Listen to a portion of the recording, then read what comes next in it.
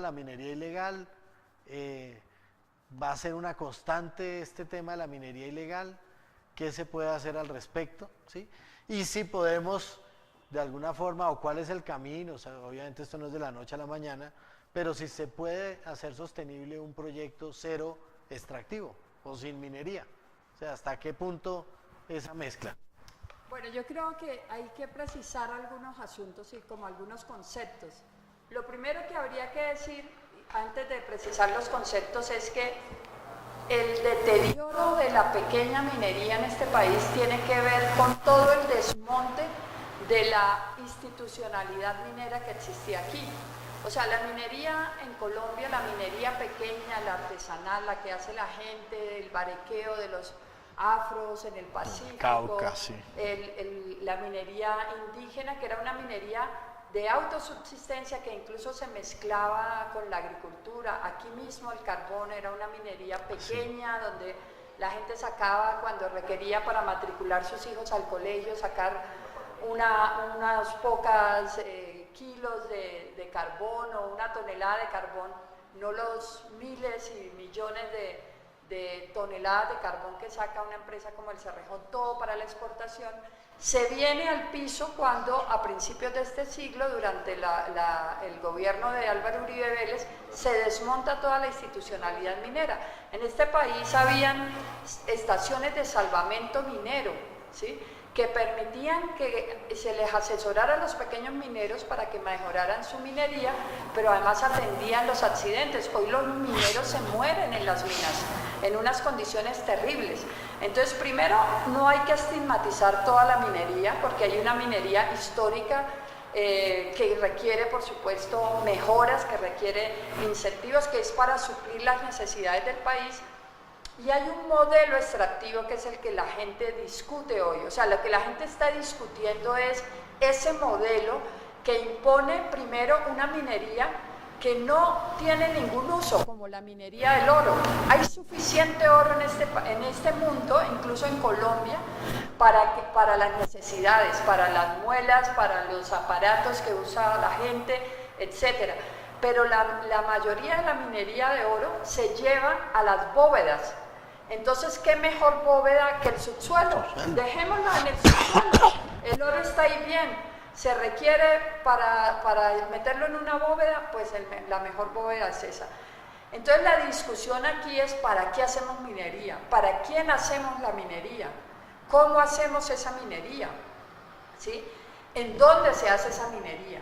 Pero la discusión es fundamentalmente sobre el modelo, porque es un modelo en el que el metabolismo social de la sociedad, de esta sociedad capitalista, cada vez consume más energía y más materiales.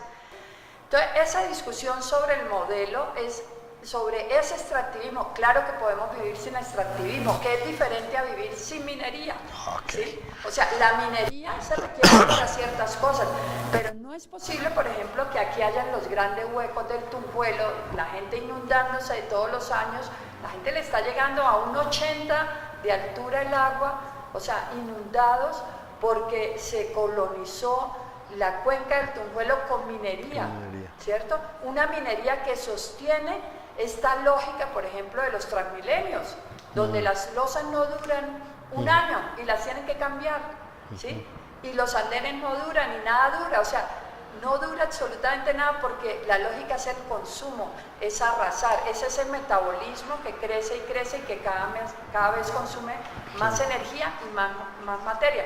Por eso, por supuesto, las propuestas como el buen vivir, las propuestas de los indígenas, digamos, amazónicos, relacionadas de otra manera con la naturaleza, conllevan a un cambio de paradigma en el que no podemos seguir viviendo en este modo de producción que nos hace.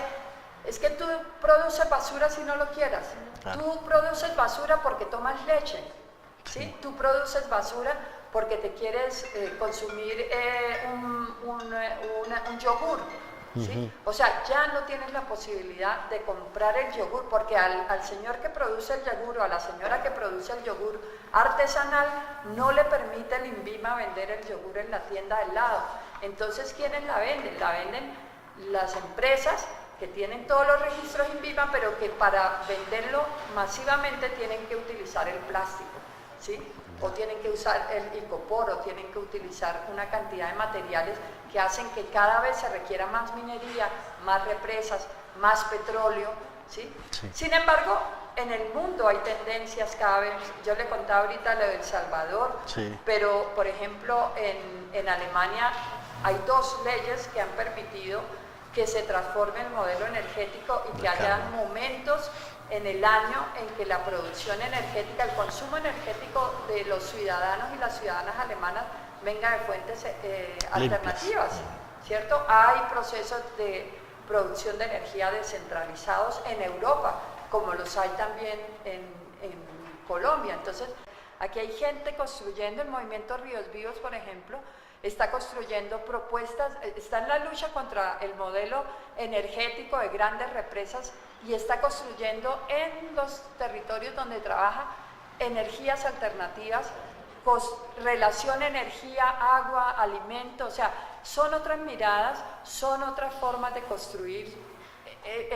Los jóvenes de las bicicletas en algunas ciudades como Bucaramanga no esperan a que se construya, a que se trace la ciclovía, van y la trazan. O sea, yo creo que es así como construimos un Estado realmente desde abajo y no ese Estado corporativo que legisla y que desarrolla programas en función de las empresas transnacionales, en función del lucro, en función de unos pocos intereses en este país y en contra de la vida. En la medida en que se desescala el conflicto armado, la gente empieza a entender qué era lo que estaba detrás de la guerra. Cajamarca tiene una historia de violencia previa a la llegada de Anglo-Gola Chanti, ¿sí? Sí. Masacres que se dieron en Cajamarca, persecución de líderes sociales. Donde quiera que tú vas y hay un proyecto extractivo, empiezas a encontrar cuáles son los intereses que hay ahí, además porque este es un país supremamente rico en recursos, tiene claro. Una diversidad fabulosa, aparte tiene lo más bello del mundo, o sea, los paisajes de este país son únicos, son extraordinarios, la riqueza de sus suelos es extraordinaria. Y no la conocemos, entonces también con esa ignorancia nosotros podemos... La gente prefiere irse a viajar fuera de Colombia que conocer esta hermosura y aquí muchos esperando llegar a conocerla, ¿no? Entonces, digamos, ese tema de la naturaleza como parte si no hacemos las paces con la naturaleza, si no nos reconciliamos con la naturaleza, va a ser muy difícil que construyamos paz. La lupa está en qué hacer con los recursos naturales, ¿no? Sí, yo creo que aunque la gente dice la FARC, la tierra y el ELN, los recursos, yo creo que uno no puede disociar tanto la cosa, ¿no? O sea, como decían en Tauramena cuando la gente hizo la consulta popular de Tauramena y discutieron, porque allá fueron los ministros a tratar de impedir la consulta popular. Ellos decían, es que ustedes son dueños del subsuelo, pero nosotros somos dueños del suelo y para ir al subsuelo tienen que pasar por el suelo. Para ir al subsuelo tienen que pasar por el subsuelo. Entonces yo creo que ahí es esa discusión, digamos, lo que la FARC, en la mesa de negociación FARC-Gobierno se negoció que fue en relación a la tierra, es muy importante, muy complementaria con la discusión del subsuelo. Perfecto, queda súper claro, Tatiana. Claro que sí. Cosas separadas. No pueden verse de manera separadas y yo creo que esa es la mirada. Y el tema de los cultivos, obviamente, que ya con lo que tú cuentas. Entonces yo creo que hay que mirar este país de manera, como nos lo dice, nos lo recuerda permanentemente Julio Carrizosa, hay que mirar la mirada del ambientalismo, una mirada compleja, porque no puede ser tan simplista y menos en un país tan complejo, tan diverso, natural y culturalmente como es Colombia. O sea, eso nos obliga a tener una mirada más compleja de los asuntos. No podemos disociar, digamos, estos dos procesos de negociación, ni tampoco podemos creer que lo que se discute en las mesas de negociación de la FARC, que ya se discutió, y el ELN resuelve los problemas de la gente, otros problemas que no van a estar presentes, el problema de la salud, por ejemplo.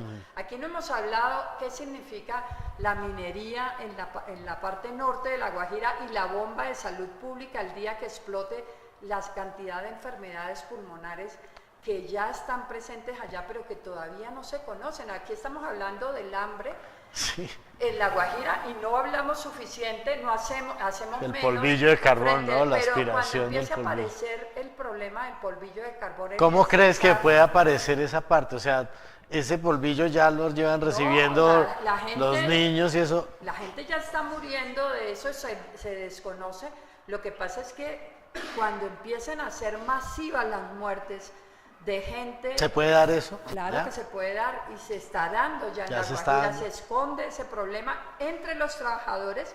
Un dato para que sepas, en La Guajira hay una asociación de trabajadores enfermos por la mina de más de 1000 asociados y el sindicato tiene alrededor de 4000, o sea, ya va creciendo tanto el drama de los trabajadores que ya la asociación de enfermos va a ser tan grande como la asociación de los trabajadores activos. Es un drama realmente. Un tema que no Esos son temas que no hablamos del modelo extractivo. Nosotros nos vamos a quedar, como dice la gente, con los huecos y con los enfermos. Y el agua envenenada del oro, pues el cianuro. Por el azufre del carbón en el caso de La Guajira, por el cianuro, arsénico asociado a las rocas de donde se explota el oro, del cianuro que se utiliza, del mercurio que se utiliza en la minería más informal, para no llamarla toda ilegal ni criminal, porque toda no es criminal ni toda es ilegal. Entonces creo que, digamos, hay temas que requieren, digamos, más discusión en este país. Tal vez en buena hora para recoger o resumir ya para terminar, en buena hora lo que han hecho, esa consulta en Cajamarca es un llamado de atención para que en las otras ciudades, municipios, se empiecen también a empoderar del tema. Bueno, mira, justamente ahora yo estoy terminando de trabajar un libro sobre los conflictos del petróleo, los conflictos ambientales por el petróleo, por la extracción petrolera, y lo escriben solo mujeres. Los invito de paso. Bien, el 3 de mayo lo vamos a presentar aquí en la Feria del Libro. Excelente. El libro se llama Como el agua y el aceite, los conflictos ambientales por la extracción petrolera, y lo escriben solo mujeres, lo escribimos solo mujeres. Y este libro es muy interesante porque las mujeres nos cuentan cómo en la medida en que el conflicto fue disminuyendo, empezaron a entender que el conflicto detrás tenía un interés minero, petrolero, una hidroeléctrica. O sea, en la zona de Ituango, que tú lo nombraste, en el cañón del río Cauca, por lo menos el 50% de las personas de allá ha sido desplazada por lo menos una vez en su vida. Y esa gente, las masacres, la masacre del Aro, o sea, masacres muy simbólicas, digamos, simbólicas del conflicto de este país, la gente empieza a entender que detrás de esa guerra estaba la represa. Que los procesos, por ejemplo, de desminado, ellos lo han llamado, este es un desminado corporativo, porque no se está haciendo un desminado en función de las preocupaciones de la gente, sino en función de qué le falta a EPM para poder desarrollar su obra. Entonces, la gente empieza a entender eso. Aquí en Huasca, a 2 horas de Bogotá, se desarrolló el primer proyecto de fracking de este país, se perforó el primer pozo para fracking. Por suerte resultó muy poco atractivo en términos económicos, a media hora de Chingaza. Sí, es una locura lo que pasa en este país. Las mujeres narran cómo cuando empieza a desarrollarse la exploración petrolera, vuelven a militarizar esa zona. ¿Sí? Detrás de esa militarización está darle garantías al proyecto petrolero. Aquí hay una estrategia para vaciar los territorios, para instalar los proyectos extractivos. Es lo que ha pasado en el Tumaco con la coca, el ciclo coca, fumigación, palma, petróleo. Ese mismo ciclo se ve en el Putumayo, ¿sí? Cultivo de coca, imposición de cultivo de coca por condiciones que ya sabemos, no las tenemos aquí que contar, el origen de la causa de la guerra de este país, la tierra, campesinos expulsados que se ven obligados a cultivar coca, luego los fumigan porque no necesitan que se vayan más adentro. Luego vienen los programas de erradicación de la coca, que son palma aceitera, que son cultivos de largo plazo que desplazan al campesino. Sí. Y finalmente, proyecto extractivo, ¿sí? Minería, petróleo, represa. A ponernos aquí al... Bueno, ¿cómo nos fue? ¿Sí se conectaron? Están saliendo los créditos. Aquí hay 19 en este momento.